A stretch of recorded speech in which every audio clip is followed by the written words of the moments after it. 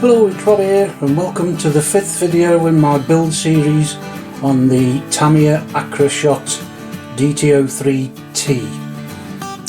Today we're going to concentrate on the bodywork. We've finished the chassis, as you can see there, and the last stage is to cut out and spray the body and then fix the decals on.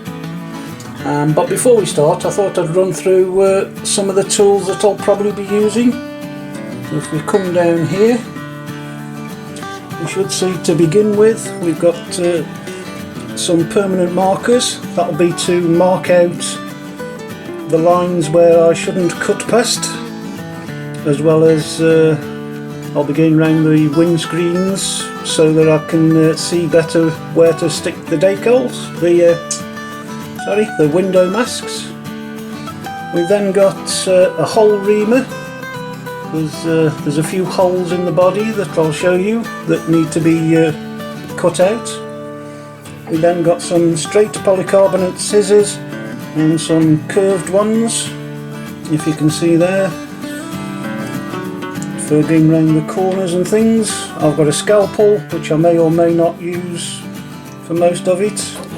We've got a flat block for sandpaper and also a round piece of dowel which will help me with the wheel arches. And then coming along here we've got various bits of sanding implements. We've got mini files and sandpaper foam strips. And then also my personal favourite is nail files, because they're cheap and you can actually get them that supposedly are sold for modelling, but they're really expensive. So I find that these nail files work just as well. We then come down to some sandpaper, and I generally use a combination of these three, going from, I think this one is 220 grit, so quite rough for modelling, down to 800 grit to smooth everything off. And once we've done that, we get down to, in this case, we're going to have to mask some bits off. Because if we come back, if you can see here, this part of the body has to be painted black and the rest of it a different colour, so I'm going to have to mask it all off, spray it black, and then spray the rest of it with the colour that I'm going to be using. So here we've got a mixture of masking tapes from really blooming thin, I think that's 1/2 mil, might even be less than that, up to 1 and 2.5, and then slightly thicker, and then the standard stuff, shall we say, for that. I've also got these which are automotive masking tape, and this is like electrical tape, and it's supposed to be flexible so that you can do nice gentle curves. However, most of the time these two beasts, they're not really flexible enough for some of the corners on these 1/10 scale beasts, so I may not be using any of that, but we'll see when we get to that point. And then last but not least in this bit, we've got the paint. So I've got a tin of black for the black bit, and 2 tins of orange, because potentially one tin may not give enough coverage or make it opaque enough. And then just in case that doesn't work, I've also got a tin of silver to go and make a backing of that. We've then got the manual here with the first few steps showing you where to cut the bits out of the body, and then which bits are painted which colour, and then lastly on that bit how to mount the wing that you get with it. Once we've done all of that, we can then move on to the decals. So I showed this in my unboxing briefly, but I didn't unpack it, so there it is in all its glory. And there we can see the window masks. There's only 3, thankfully. And then hopefully, if I angle this a bit, you can see these chrome stickers a bit better. And that's about it. One thing I will be showing you when I get to that point is how I make these, I forget what they're called now, these body post sponges. Rather than having to have a look on the internet and buy them, I try and make my own whenever possible. So that's the stuff I use, but I'll explain that more when we get to it. So after all of that, I think we can get started and start to cut the body out. The first thing I'm going to be doing is to punch in all these holes that we need to do. Fortunately, before I start though, they have kindly drilled or cut the holes for the body mounts. You can see there, that's looking a bit not very good really for holding the body in. I may have to look at possibly doing something about that. I don't know what yet, but as I hope you can see there's a hole there that I need to cut for the wibbly wobbly aerial. We've then got 3 at the back here to mount the rear wing, and they've got to be 3mm.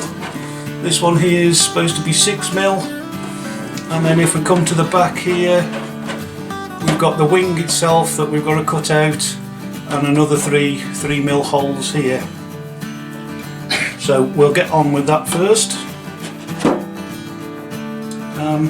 One thing to mention that I forgot to get out on my intro is I've got my vernier gauge here. You don't actually need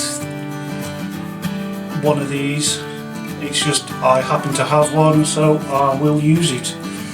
And it's currently set to 6mm. So we'll get started. And we take our reamer and line it up as best as we can to the middle of this indentation in the plastic, and we start to screw it in. And this can be either quite easy or quite hard depending on the thickness of the polycarbonate, where you have to cut the hole. And in this case, I think because it's the roof, it's quite thick at this point.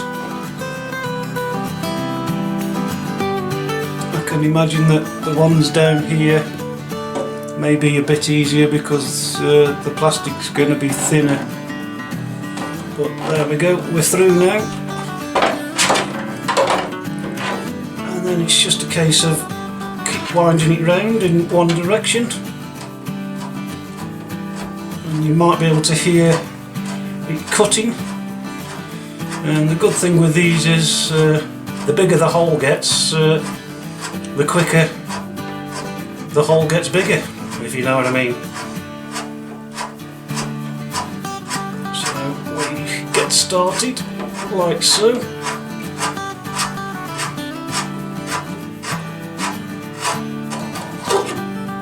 And then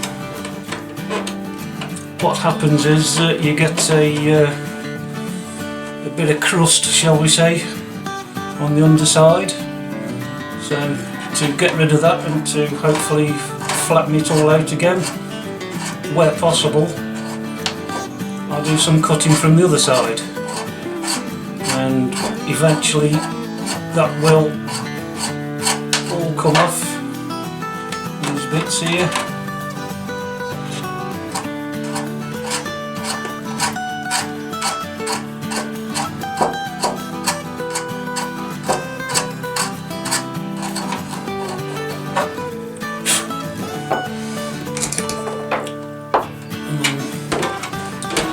start measuring as and when, but as you can see there, we've got loads more to go on this one.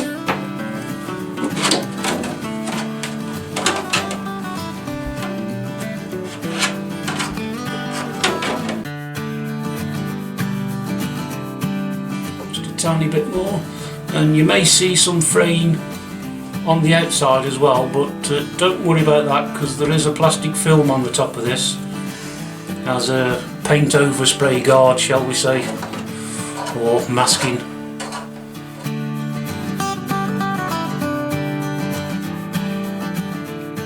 I mean, this in all reality doesn't actually need to be 6mm, because it's only fitting this tube.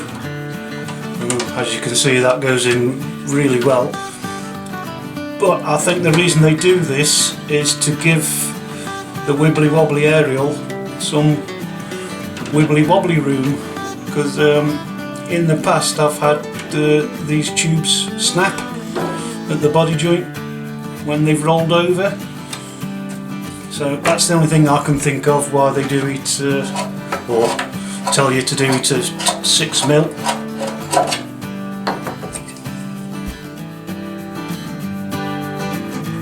Still a bit more.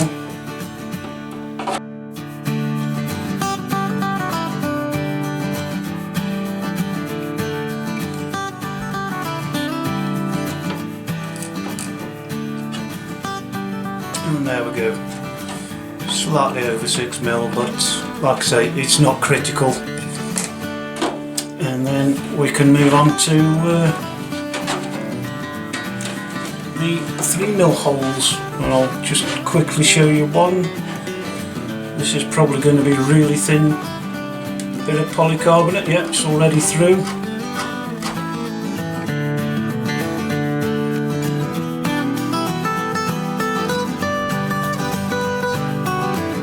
Yep.